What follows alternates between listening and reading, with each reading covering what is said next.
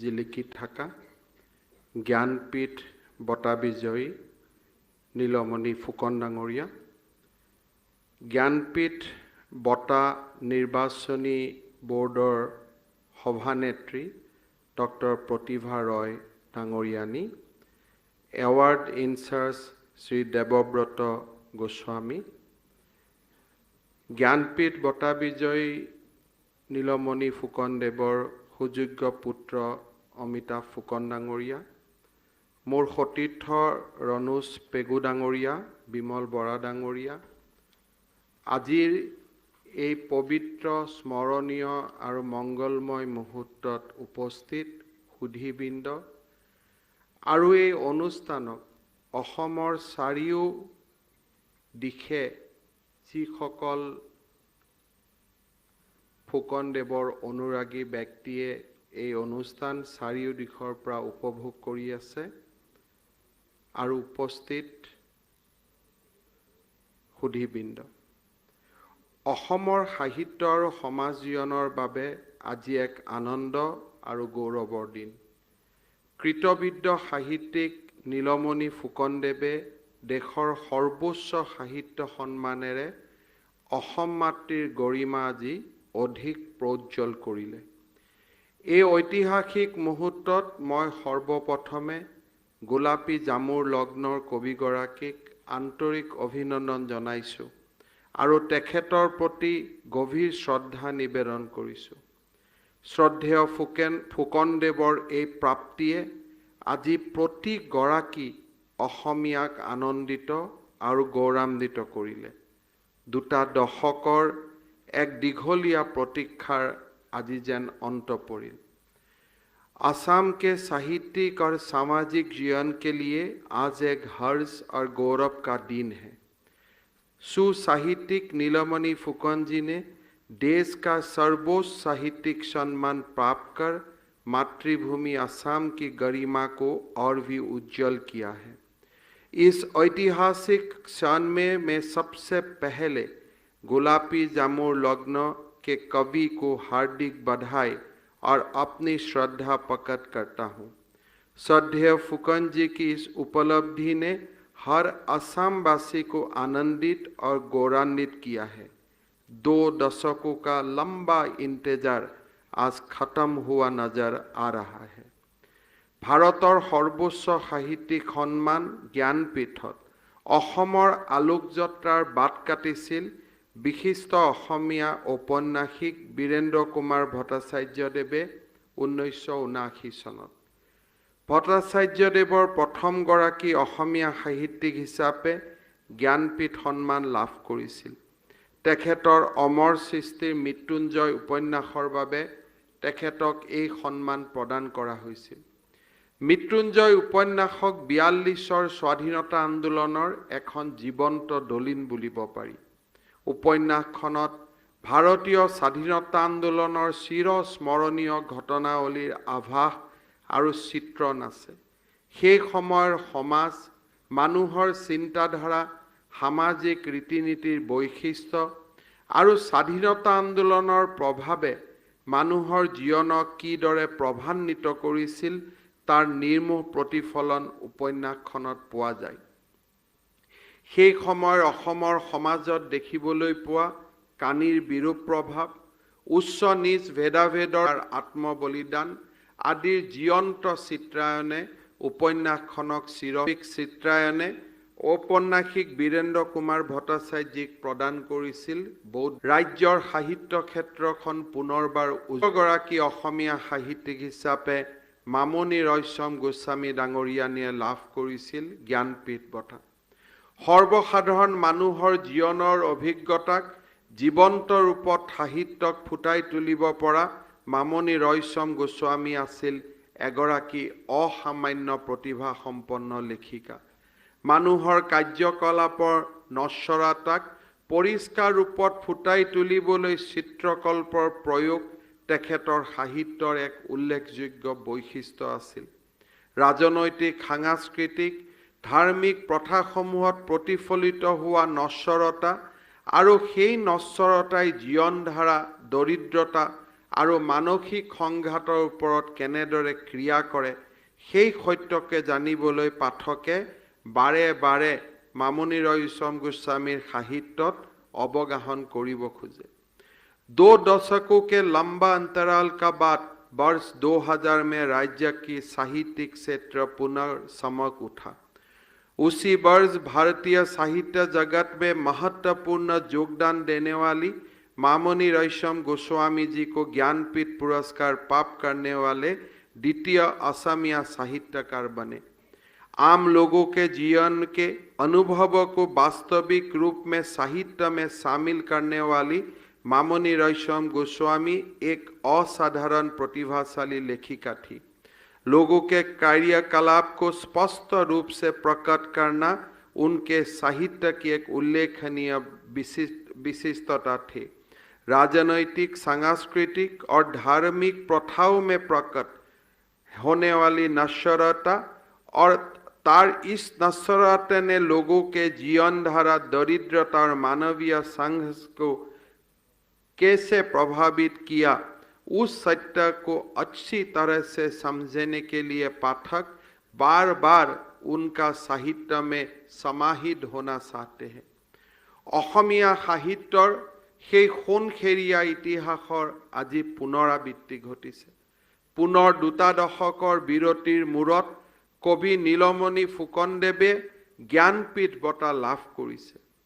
এই আনন্দপূৰ্ণ মুহূৰ্ত মোৰ বাবেও অতিশয় গৌৰৱৰ, কিয়নো দেশৰ সাহিত্য ক্ষেত্ৰৰ এই সৰ্বোচ্চ সন্মান ফুকনদেৱক নিজ হাতে তুলি দিবলৈ মই এক অবিস্মৰণীয় সুযোগ লাভ কৰিছোঁ।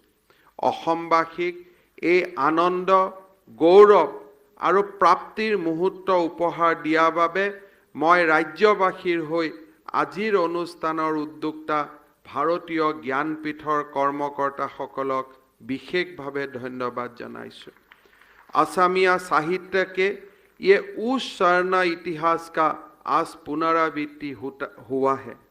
पुनः 2 दशकों के अंतराल के बाद कवि नीलमणि फुकन जी ने ज्ञानपीठ पुरस्कार प्राप्त किया है।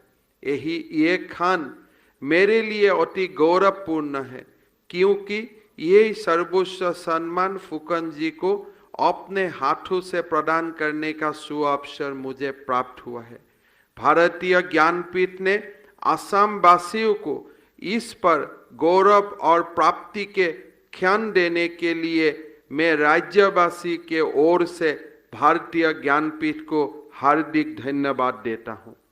विशिष्ट असमिया कवि যতীন্দ্ৰনাথ দুৱৰাই অসম সাহিত্য সভাৰ ৪৪ অধিৱেশনৰ অভিভাষণত সাহিত্য সম্পৰ্কে কেইটামান কথা প্ৰসংগক্ৰমে উল্লেখ কৰিছিল। তেওঁ কৈছিল, ঈশ্বৰে অনিন্দ সুন্দৰ ৰূপে সজোৱা সংসাৰৰ মাজত প্ৰত্যেক বস্তুৱে, প্ৰত্যেক ঘটনাই একো একোখনি সৌন্দৰ্যৰ পথ চকুৰ আগত তুলি ধৰি মনৰ মাজত নতুন ভাৱেৰে পৰিপূৰ্ণ একোখনি নতুন ৰাজ্যৰ সৃষ্টি কৰে। সেই ৰাজ্য যে অকল বাহিৰা জগতৰ চাৰে আবৃত এনে নহয়, তাৰ লগে লগে আমাৰ সুখ দুখ, ভয় বিস্ময়, ভাল লগা ইত্যাদি নানা ৰকমৰ মনৰ ভাৱৰ ৰসত পৰি অশেষ ৰকম ৰঙেৰে ৰঞ্জিত হৈ জিলিকি উঠে। আমাৰ মনে সেই ৰাজ্য ইচ্ছামতে সম্পূৰ্ণৰূপে নিজৰ তলতীয়া কৰি গঢ়ি তোলে। সাহিত্যৰ পটভূমি সম্পৰ্কে এইখিনি কথাৰ অৱতাৰণা কৰি কবি দুৱৰাদেৱে সাহিত্যত মানৱীয় কল্পনা শক্তিৰ অৱদান সম্পৰ্কে যথোচিত ব্যাখ্যা আগবঢ়াইছে। মানুহৰ কল্পনাই যে সাহিত্যৰ সাৰুৱা ক্ষেত্ৰ, তাক আমি সকলোৱে জানো। কিন্তু সাহিত্য সৃষ্টিৰ বাবে কল্পনা শক্তিৰ সৈতে যোগ হ'ব লাগিব মানুহৰ আত্মপ্ৰকাশৰ আকাংক্ষা। সেয়ে দুৱৰাদেৱে আকৌ কৈছে, অতি আদিম যুগৰ পৰাই মানুহৰ মনত আত্মপ্ৰকাশৰ ভাৱটি যে বৈ আহিছে, তাক কোনেও নুই কৰিব নোৱাৰে। শিলত কাটিয়েই হওক, তামৰ ফলিতে হওক, সাঁচিপাতৰ পুথিতে বা পাহাৰৰ গাতেই হওক, মানুহৰ আশা আকাংক্ষাৰ সীমা নাই। তেওঁ নিজে বাহিৰত নিজকে চাবলৈ বিচাৰে, আনৰ মাজত পাবলৈ বিচাৰে আৰু সাহিত্যৰ মাজেৰে নিজক প্ৰকাশ কৰিবলৈ চেষ্টা কৰি আহিছে। সাহিত্যৰ আটাইতকৈ নান্দনিক তথা সুকোমল অংশটোৱে হৈছে কবিতা। কবিতা ছন্দোবদ্ধ সাহিত্য। পৃথিৱীৰ আদিমতম কবিতাটো ওলাইছিল মহামুনি বাল্মীকিৰ মুখৰ পৰা। সূৰুজৰ সোণোৱালী কিৰণ বিধত পুনতয়া তমসা নৈৰ পাৰত এহালি কৌঞ্চ পক্ষীয়ে ধেমালি কৰি থকা অৱস্থাত এক নিষ্ঠুৰ ব্যাধৰ শৰত তাৰে এটি নিহত হোৱা দেখি বাল্মীকি মুনিৰ মুখেৰে হঠাতে ওলাইছিল এটি ছন্দোবদ্ধ শ্লোক। সেই শ্লোকটোৱে আছিল পৃথিৱীৰ আদিমতম কবিতা। মা নিষাদ প্ৰতিষ্ঠাং তম গমঃ শাশ্বতিহ সমাহ যৎ কৌঞ্চ মিথুনা দেকম অৱদীহ কামমোহিতম। এই শ্লোকটোৰ ছন্দৰ মাজতে সোমাই আছিল এটা কৰুণ ভাৱ। কিন্তু তাৰ অৰ্থ কি বাল্মীকি মুনিয়ে নিজেও নাজানিছিল। তাৰ অৰ্থ বিচাৰি মুনিৰ শিষ্যসকলে বাৰে বাৰে তাক আওৰাওঁতে দেখা গ'ল ঋষিৰ সেই শোক এটা নতুন ছন্দত পৰিণত হৈছে। যিহেতু ঋষিৰ শ্লোকৰ পৰাই এই ছন্দোবদ্ধ শাৰীটোৰ উৎপত্তি হৈছিল, সেয়ে তাক কোৱা হ'ল শ্লোক।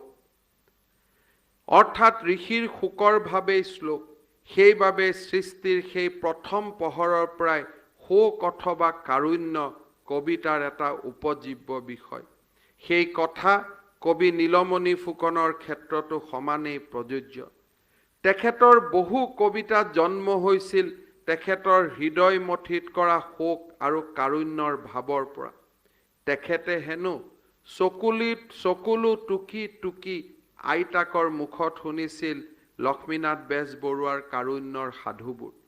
নীলমণি ফুকনৰ কবিতাত আছে সাৰ্বজনীন জীৱনৰ সুৰ।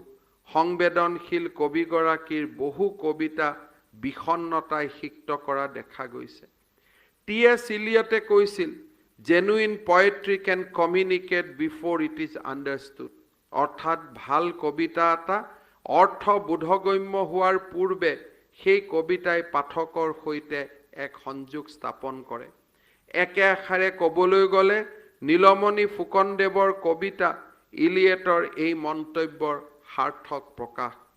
বিশিষ্ট সাহিত্য সমালোচক ডক্টৰ আনন্দ বৰমুদৈ নীলমণি ফুকনদেৱৰ কবিতা সম্পৰ্কে কৈছে, দেশ বিদেশৰ কবিতা আৰু কবিতাৰ আন্দোলনৰ অধ্যয়ন কৰি এই কবিগৰাকীয়ে কবিতাক সাধাৰণ পাঠকৰ ওচৰলৈ লৈ যাব পাৰিছে। তেওঁৰ কবিতাই বুজাৰ আগতেই পাঠকৰ লগত যোগাযোগ কৰিব পাৰে। সমাজ জীৱনৰ গহীন সমস্যাক কবিতাত ধৰি ৰাখি কবিতাৰ প্ৰাসংগিকতাক তেওঁ বৃদ্ধি কৰিছে। অধ্যয়ন, অনুসন্ধান, জীৱনৰ অৰ্থ উদ্দেশ্যৰ অন্বেষণে নীলমণি ফুকনৰ কবিতাক মহৎ সাহিত্য হিচাপে প্ৰতিষ্ঠা কৰিছে। ওৰেতো জীৱন কবিতা আৰু গদ্যৰ জগতত মগ্ন হৈ ফুকনদেৱে আধুনিক অসমীয়া সাহিত্যত এক নতুন আয়তন যোগ দিবলৈ সক্ষম হৈছে। তেখেতৰ নিৰবিচ্ছিন্ন সাহিত্য চৰ্চাই অসমীয়া সাহিত্যত সংযোগ ঘটাইছে।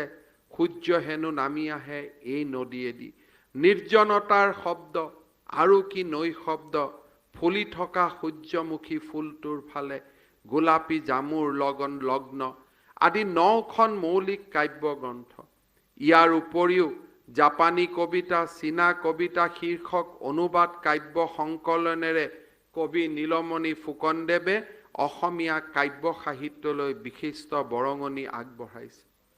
পোনছাতেই পাঠকক আকৰ্ষিত কৰিব পৰা গুণেৰে সমৃদ্ধ আধুনিক অসমীয়া কবিতাৰ যুগ সৃষ্টিকাৰী কবি নীলমণি ফুকনদেৱৰ প্ৰায়বোৰ কবিতাতে প্ৰকৃতিৰ এখন সুন্দৰ ছবি ফুটি উঠে।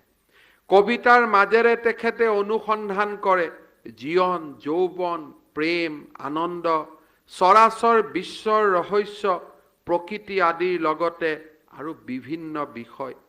সাহিত্য সমালোচক ভৱেন বৰুৱাই কৈছে, ফুকনৰ কবিতাই যিবোৰ ভাৱক কেন্দ্ৰ কৰি আহিছে সিবোৰ প্ৰকৃতি, নাৰী, মৃত্যু, নিসংগতা, বিষাদ, যন্ত্ৰণা, মানৱ জীৱন তথা চৰাচৰ বিশ্বৰ অন্তিম ৰহস্য ঘাইকৈ এই 3-4টামান বিষয়ৰ লগত ওতঃপ্ৰোতভাৱে জড়িত হৈ আছে।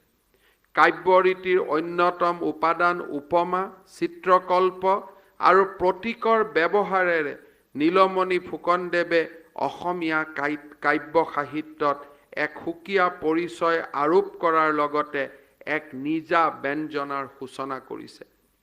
আধুনিক শৈলীৰে ৰচিত চিত্ৰকল্প আৰু ব্যঞ্জনাময় শব্দৰে সমৃদ্ধ তেখেতৰ এটি কবিতা হৈছে ব্ৰহ্মপুত্ৰত সূৰ্যাস্ত। প্ৰথম দৃষ্টিতে কবিতাটোত প্ৰাকৃতিক বৰ্ণনা কৰা যেন লাগিলেও আধুনিক কবি ফুকনদেৱে গতানুগতিক ধৰণেৰে কবিতাটিত কেৱল নৈসৰ্গিক প্ৰকৃতিৰ বৰ্ণনা দাঙি ধৰা নাই। প্ৰতীকৰ প্ৰয়োগেৰে মানুহৰ জীৱন ৰহস্যৰ গভীৰতম সত্যক আলোকপাত কৰাৰ প্ৰয়াস তেখেতৰ কবিতাৰ এক উল্লেখযোগ্য বৈশিষ্ট্য। সেইদৰে কবিতাটোত সূৰ্য শব্দটোৰ স্পষ্ট উল্লেখ নকৰাকৈ চিত্ৰকল্পৰে তেখেতে এই ভাৱ চিত্ৰিত কৰিছে এনেদৰে: শূন্যতাৰ হাতৰ পৰা সৰি পৰিল দিনৰ হিৰণময় হৃদয় পাত্ৰ, নিঃশব্দে সৰি পৰিল আৰু বুৰ গ'ল। আধুনিক শৈলীৰ এই কবিতাটোৰ বিষয়ে অধ্যাপক নলিনীধৰ ভট্টাচাৰ্যই লিখিছে, ৰচনা পদ্ধতিলৈ মন কৰিলে দেখা যায় কবিতাটোৰ প্ৰকৃত মাধুৰ্যত আছে সামঞ্জস্যৰ সুষমাত। মানুহৰ শৰীৰৰ প্ৰতিটো অংগৰ সুকীয়া বৈশিষ্ট্য থাকিলেও তাৰ প্ৰকৃত সৌন্দৰ্য থাকে সমগ্ৰ অৱয়ৱৰ লাৱণ্যত। ফুকনৰ কবিতাৰ নিৰ্মাণো তেনেকুৱাই। ইয়াত শব্দ হৈছে একোটা ইংগিত, ই প্ৰতিমা সদৃশ উপাদানেৰে কবিয়ে যি আৱয়বিক শৃংখলাৰ জন্ম দিছে তাৰ ভিতৰতে আকৌ বৰ্ণনাৰে শৃংখলাও আছে। এই দুইবিধ শৃংখলাৰ ঐক্যই কবিতাটোক অৱয়বপূৰ্ণ কৰিছে। চিত্ৰকল্প আৰু প্ৰতীক ফুকনৰ কবিতাক চমকপ্ৰদ কৰি তুলিছে।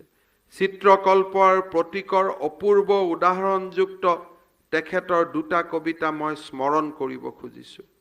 গছ পাতবোৰৰ মাজেৰি আহি সেউজীয়াত জিলমিলাই তুমি মোৰ ডাৱৰৰ মুখৰ ৰ'দ, প্ৰত্যেক জাত বৰষুণত তোমাক মই তিতি অহা দেখোঁ, তেজ সিঁচি কৰবাত তুমি যেন ভুই ৰুই আহা, তোমাৰ চাৱনিৰে উৰি আহে এখন ৰামধেনু।